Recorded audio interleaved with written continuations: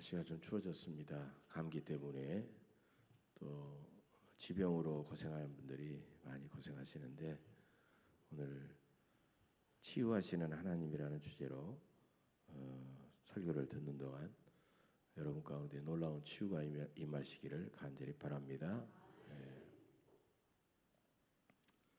옛날이나 지금이나 이제 사람들의 가장 큰 관심사는 이제 건강의 문제죠. 이제는 뭐 정기 검진이 아주 일상화되었습니다. 짝수년도에는 또 짝수년 생년월일 그런 사람, 또 홀수년에는 홀수년 같은 사람들은 무조건 하게 돼 있고요. 또 하지 않으면 또 불이익을 당하게 돼 있습니다. 또 다이어트 같은 것이 이제 아주 일상화되었고 건강 보조 식품들이 아주 잘 팔려 나가죠. 요즘은 홈쇼핑 같은 데도 이제 공공연하게 건강 보조 식품을 나와서 이제 선전을 하고 그렇습니다. 또 우리가 가장 많이 드리는 기도도 거의 빼놓지 않고 드리는 기도도 이제 건강에 대한 그런 기도죠. 중병을 앓았던 사람들일수록 건강이 얼마나 중요한가라는 것을 깨닫게 됩니다. 뭐 공부하려고 또 이름을 얻으려고 또 돈을 벌려고 최선을 다했지만 건강이 약해져 버리면 내가 너무 부질없는 짓을 했구나, 이걸 깨닫게 되죠. 건강하지 않는 사람은 혼자만 고통스러운 것이 아닙니다. 가족과 주변 사람들에게도 많은 고통과 부담을 주게 되죠. 옛날 월남전에서 베트공들이 월맹의 베트공들이 자주 쓰는 방법이 새꼬챙이 작전이라는 게 있었어요. 그래서 아주 날카로운 새꼬챙이를 밀림 여기저기다가 이렇게 박아놓는 거예요. 그러면 정글에다 군인들이 지나가다가 우리 한국군이나 미국군이 지나가다가 거기에 확 찔리는 겁니다.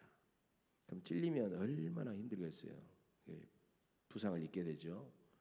부상을 입게 되면 이제 주변 사람들이 그 사람을 또 부추겨야 되고 또 주변에 베트공이 있는가 하고 경계 서고 이러면서요 전투력이 급격히 떨어지게 됩니다. 사기도 떨어지고 그 부상당한 사람에게 집중하다 보면 전투력이 떨어지게 되죠.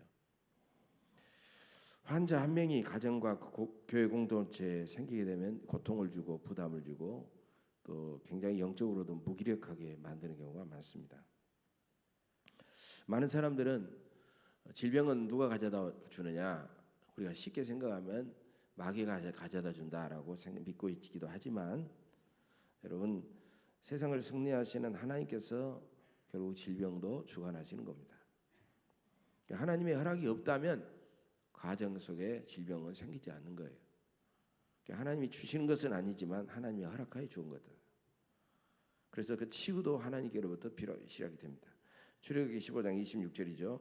너희가 너희 하나님 나 여호와의 말을 들어 순종하고 내가 보기에 의를 행하면 내 계명의 귀를 기울이며 내 모든 규례를 지키면 내가 애굽 사람에게 내린 모든 질병 중 하나도 너희에게 내리지 아니하리니 나는 너희를 치료하는 여호와임이라. 하나님께서 질병을 주관하시고 하나님께서 질병을 치유해 주십니다. 하나님은 사람이 범죄하면 질병으로 징계도 하시지만은 때로는 질병으로 그를 연단시키기도 하고 거룩하게도 하십니다. 그러나 마귀는 질병을 기회로 삼아 가지고 끊임없이 환자의 생각 속에 마음 속에 환자를 낙심하고 절망하도록 집요하게 공격합니다. 따라서 우리가 영과 육이 강건하려면 마귀가 주는 그런 모든 시험과 관계를 우리는 이겨내야 됩니다.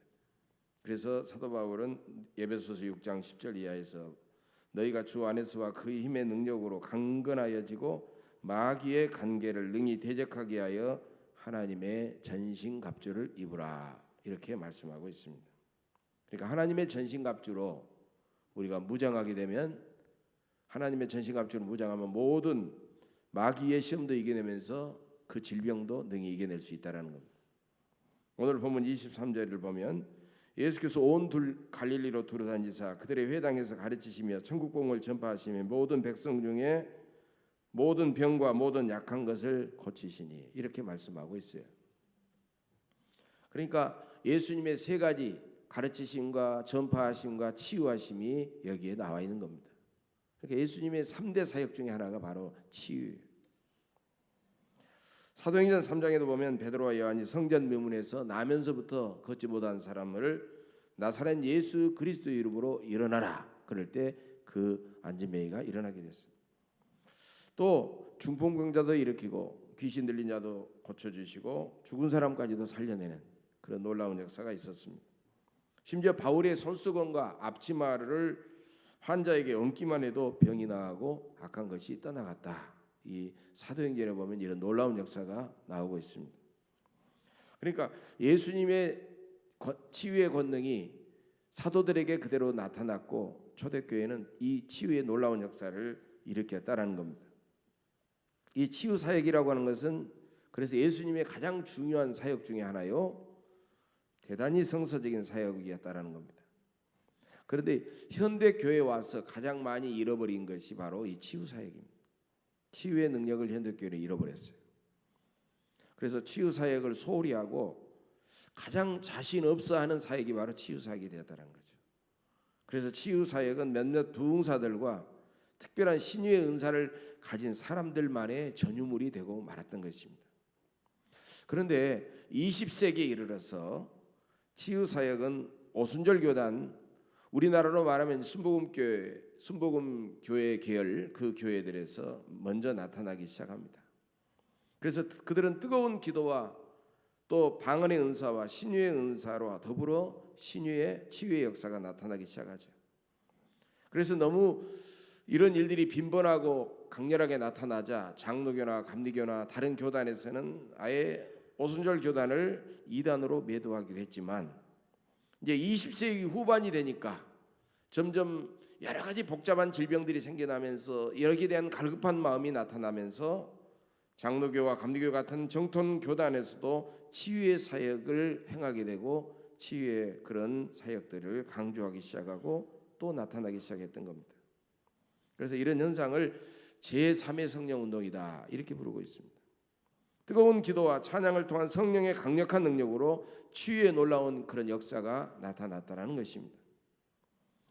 그동안 한국교회의 치유 사역은요 몇몇 사람들에게 국한하다 보니까 문제도 많았습니다. 일부 영적 지도자들이 치유 사역을 자신을 과시하거나 돈을 버는 수단으로 악용하는 일이 있었기 때문에 사람들은 예수님의 본질적인 치유 사역을 외면해 왔던 것입니다. 이제부터 우리 예원교회는 주님의 치유의 권능을 회복해야 될 줄로 믿습니다. 출애굽기 15장 26절 방금 말씀드린 내용대로 우리 하나님은 여호와 라파 치유하시는 하나님이십니다. 이제부터 여러분은 치유의 권능을 여러분들에게 임하시는 치유의 권능을 믿음의 손으로 붙잡으시기를 간절히 바랍니다. 오늘 23절처럼 예수님은 모든 병과 모든 약한 것을 고치시는 하나님이십니다. 성령님은 지금도 교회에서 치유 사역을 통하여 하나님의 살아계심을 증거하십니다. 여러분과 함께 하신 성령님의 성령님을 치유의 하나님으로 믿으시기를 간절히 바랍니다. 잠언 18장 14절의 말씀인데 여러분 이 말씀을 저는 어느 기도원 늘 읽으며 스쳐 지나갔어요. 근데 어느 기도원에 가가지고 화장실 벽에 붙여져 있는 이 말씀을 보고요 얼마나 제가 큰 힘이 되고 위로를 받았는지 모릅니다. 사람의 심령은 그의 병을 능히 이기려니와 심령이 상하면 그것을 누가 일으키겠느냐. 여러분 사람의 심령의 병과 육체의 병은 심령이 능히 고치고 치유한다고 하는 그런 말입니다. 사람의 마음을 의미하고 사람의 마음이 질병에서 대단히 중요합니다. 마음이 약해지면 믿음이 떨어지고 실병에 쉽게 걸립니다. 질병의 80%는 마음에서부터 오고 또 마음으로부터 사라져버리는 겁니다. 따라서 우리의 마음에는 항상 은혜와 기쁨이 충만해야 됩니다. 우리 마음의 말씀의 은혜와 기도의 능력과 찬송의 기쁨이 충만해야 될 줄로 믿습니다. 그래서 잠언 17장 22절에도 보면 마음의 즐거움은 양약이라도 심령의 근심은 뼈를 마르게 하느니라. 귀한 말씀을 우리에게 주셨습니다. 성경 복음서를 보면 로마 제국 치하에서 억압받고 수탈당한 이스라엘 백성들은 각종 질병에 시달렸습니다. 예수님은 각종 질병에 걸린 환자들을 치유해 주셨습니다. 중풍에 걸린 백부장의 하인을 고쳐주셨고, 나인성 과부의 외아들도 살려주셨고, 외롭고 상처받은 세리장 삭개오와 영생수를 갈망하는 수가성 야곱의 우물가의 여인을 주님은 위로하시고 치유해 주셨습니다. 예수님은 육체와 함께 마음이 병든 환자들을 치유하는 일로 공생애를 마치셨습니다. 그리고 이 귀한 사역을 오늘날 우리 교회에 위임해 주셨다는 것입니다. 여러분, 그러면 치유는 어떻게 일어날까요? 치유는 예수님의 치유하시는 권능과 인간의 믿음이 딱 만날 때 일어나는 겁니다. 예수님은 환자를 고치실 때마다 그냥 다가가서 그냥 손을 얹고 기도한 것이 아니었습니다. 반드시 내 믿음대로 될지어다 이렇게 선언하시고 고쳐주신 것을 볼 수가 있습니다. 이것은 환자가 주님의 말씀을 듣고 주님의 권능이 나에게 임하시는 것을 온전히 믿을 때에만 주님은 치유하셨다는 겁니다. 마가복음 6장 56절입니다. 아무데나 예수께서 들어가시는 지방이나 도시나 마을에서 병자를 시장에 두고 예수께 그의 옷가에라도 손을 대게 하시기를 간구하니 손을 대는 자는 다 성함을 얻으니라. 어떤 사람이 손을 댔겠습니까? 믿음이 있는 자가 손을 댈 수가 있다는 것입니다. 이것은 환자의 믿음을 예수님의 치유의 권능보다 더 강조한 겁니다. 우리의 믿음이 주님의 권능을 온전히 만나는 순간 놀라운 치유의 역사는 여러분 일어날 줄로 믿습니다. 저는 신방할 때나 또 환우들이 몸이 아파서 기도해달라고 하면 목양실에 또 모시고 가서 또 방금도 또 한 분을 제가 기도해 드렸습니다마는 환자를 안수할 때가 있습니다. 그럼 환자는 아무 말도 하지 않고 앉아 있지만 내가 기도하는 순간 영적으로 환자의 믿음의 크기가 나에게 느껴집니다. 이 환자는 내가 기도하면 이 치유의 능력을 믿음의 손으로 붙잡아서 치유한다, 치유가 일어난다, 치유가 된다라는 것이 확연하게 느끼는 거가 있어요. 어떤 사람은 전혀 믿음 없이 마지못해서 그냥 앉아있는 사람이 있어요. 여러분, 제가 느끼는 대로 치유의 결과가 확연하게 다르게 나타나는 것을 저는 수없이 많이 보았습니다. 그래서 예수님도 내 믿음대로 될지어다, 바로 이 말은 네가 큰 믿음을 가질지어다, 이런 말과 동일하다는 겁니다. 여러분들도 온전하고 순수하고 큰 믿음으로 우리 주님께 간구하셔서 주님의 치유의 능력이 여러분 각자에게 놀랍게 임하시기를 간절히 축원합니다. 여러분, 한국 역사를 보면요, 주님의 은혜와 권능으로 중병에서 도저히 인간이 볼 때는, 의사가 볼 때는 도저히 1% 가능성도 없다라고 봤는데 나음을 받아가지고 주님께 크게 들림 쓰임받은 사람들이 굉장히 많이 있습니다. 한신대학장을 지내셨던 김정준 박사님, 세계 최대의 교회를 일구신 여의도 순복음교회 조영기 목사님, 또 한국 최대의 장로교회를 일구신 인천 주안교회 나기밀 목사님, 또한 김창인 목사님 같은 그런 분들도 무서운 중병에서 하나님의 은혜와 큰 믿음으로 치유받은 사람들이었습니다. 우리가 그들만 부러워할 것이 아니라 동일하게 오늘 우리에게 주님의 능력이 임하신 것을 여러분들이 믿음의 손으로 붙잡으시기를 간절히 바랍니다. 16세기 프랑스에는요, 암브로스 파레라는 외과 의사가 있었는데 이분은 경건한 믿음의 사람이었습니다. 환자를 돌보면서 늘 주변 사람들에게 또 환자에게 입버릇처럼 하는 말이 있었어요. 나는 단지 상처를 싸맬 뿐이다. 상처를 고쳐주시는 분은 하나님이시다. 여러분, 이 말씀을 하면서 그는 최선을 다해서 하나님이 고쳐주신다고 설렁설렁 하지 않고 최선을 다해서 상처를 싸매주신 다음에 꼭 그 환자를 위해서 기도했다는 겁니다.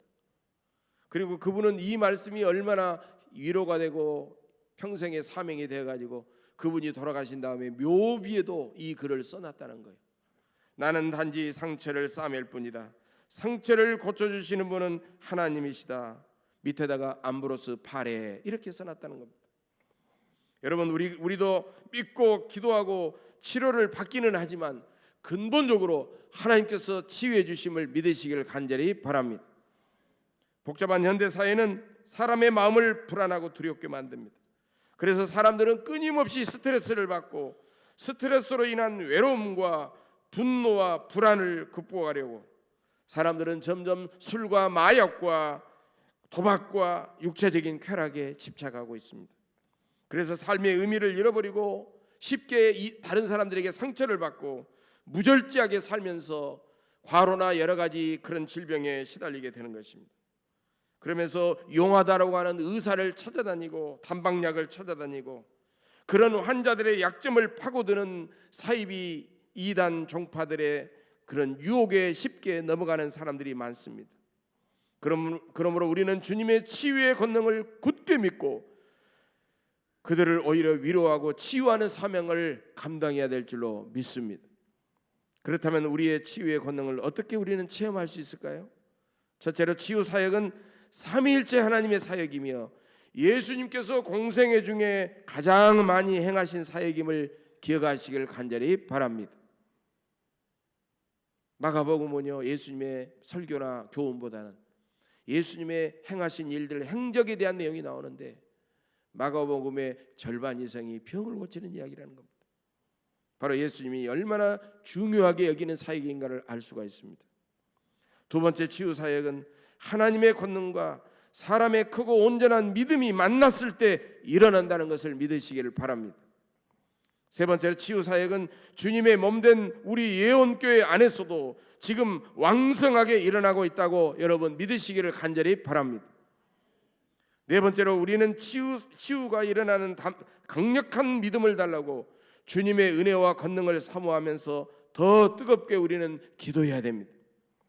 다섯 번째로 우리는 치유를 위해 무조건 기도할 때 무슨 의무감으로 기도하거나 호기심으로 기도하거나 그렇게 할 것이 아니라 생명을 뜨겁게 사랑하는 긍휼의 마음을 갖고 기도해야 된다는 것입니다. 마태복음 9장 36절을 보면 예수님은 목자 없는 양과 같이 고생하고 기진하는 무리를 긍휼히 여기셔서 그들의 병을 고쳐주셨다라고 성경에 나타나 있습니다.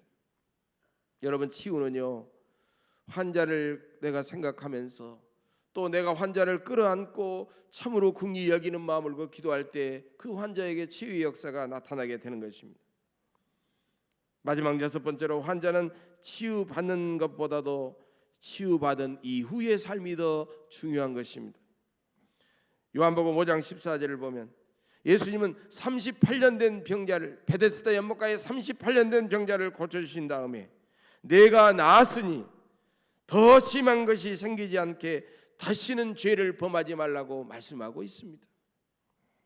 또 요한복음 8장에서도 예수님은 가늠하다 현장에 붙잡힌 여인을 향하여 그 여인을 구해 주신 다음에 가서 다시는 죄를 범하지 말라고 고쳐주셨습니다. 그렇게 말씀하셨습니다. 그러므로 주님 무조건 고쳐주옵소서 이렇게 기도하기보다는 주님 고쳐주시면 제가 이렇게 살겠다는 강력한 결단과 서원의 기도도 우리에게 필요하다는 것입니다. 그러면 치유받은 다음에 내가 치유받았으니까 이 일을 해야지 이렇게 할 것이 아니라 내가 주님께서 나에게 치유해 주실 것을 믿고 질병을 앓은 상태로 믿음으로 우리는 그 일을 시작하고 그 일을 감당해야 됩니다.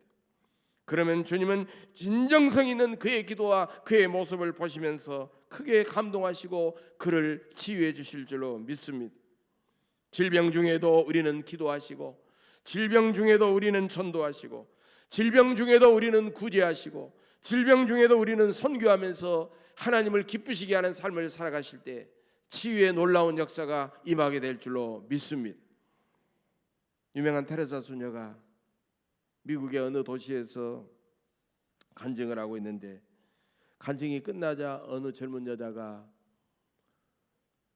찾아왔습니다. 연애에서 실패했는지 무슨 큰 사업에서 실패했는지 완전히 테레사 수녀님, 저는 몇 번이나 죽으려고 자살을 시도했습니다. 죽지 못하고 이렇게 살았습니다. 더는 더 이상 살아갈 힘이 없습니다. 얼굴은 하얘져가지고 완전히 풀이 꺾여서 그렇게 왔습니다. 그러자 테레사 수녀는 그 여자에게 이렇게 말합니다. 당신은 그래도 당신 인생을 버틸 힘이 없지만 마지막 남은 힘으로 당신보다 더 힘들고 어려운 사람들을 도와주시길 바랍니다. 저와 함께 인도로 가시겠습니까? 그 여인은 아무런 힘이 없이 거기만 끄덕거렸습니다. 인도에 갑니다. 인도의 캘커타에서 수없이 많은 사람들이 죽어가는데 테레사 수녀 옆에 그 여자가 옆에서 힘겹게 일들을 도와줍니다. 처음에 조금 더 조금씩 도와주기 시작하더니 점차로 힘을 내기 시작합니다. 건강이 조금씩 좋아집니다. 나중에는 자기보다 테레사 수녀보다 더 열심히 막 정신없이 뛰어다니면서 일을 합니다. 나중에 알고 보니까 이 여자는 점점 몸이 회복되기 시작합니다. 자기와 함께 한 달만 가서 일을 한 다음에 죽을 것인지 살 것인지 결정하자고 하는 약속을 들을 때가 왔습니다. 한 달이 지났습니다. 당신 아직도 자살하겠습니까? 그 여자는 깜짝 놀랍니다. 아니요. 제가 남은 힘으로 나보다 더 어려운 사람들을 이렇게 도우면서 나는 너무나도 기쁨이 넘칩니다. 저는 남은 생에 수녀님 옆에서 나보다 더 어려운 이런 사람들을 도우면서 살겠습니다. 그러면서 마지막까지 그들을 섬기고 희생했다는 것입니다. 여러분, 상처와 질병이 있다면 왜 나만 이런 어려움을 겪고 있는가 낙심하지 말고 절망하지 말고 나보다 더 어려운 상처와 질병을 가진 사람들을 사랑하면서 섬기면서 복음을 전하면서 살아가시기를 간절히 바랍니다. 그러면 내 인생의 가치를 발견하고 내 상처와 질병을 능히 이겨낼 줄로 믿습니다. 사랑하는 교회 여러분, 하나님만이 우리의 질병을 주관하십니다. 하나님에게만 치유의 권능이 있습니다. 그것을 믿고 뜨겁게 기도하면 치유의 권능이 똑같이 여러분들에게도 임하실 줄로 믿습니다. 우리가 환자를 긍휼히 여기면 그런 기도를 드릴 수가 있습니다. 이 세상에서 상처받지 않는 사람이 없습니다. 우리는 상처와 증상은 다를지라도 모두 다 똑같이 질병을 가지고 있습니다. 그러므로 나보다 더 고통받는 이웃을 위해 믿음의 기도를 드리고 그들을 섬기고 뜨겁게 사랑해야 됩니다. 그러면 주님께서 반드시 치유의 은총을 베풀어 주실 줄로 믿습니다. 환자에게 치유보다는 치유받은 이후의 삶이 중요합니다. 질병 중에도 기도하시고 질병 중에도 전도하시고 질병 중에도 구제하시고 질병 중에도 선교하시고 질병 중에도 하나님이 기뻐하신 일들을 잘 감당하시기를 간절히 바랍니다. 우리 교회 안에 언제나 섬김과 자비와 치유와 회복의 역사가 풍성히 나타나시기를 주의 이름으로 간절히 축복합니다. 기도하겠습니다.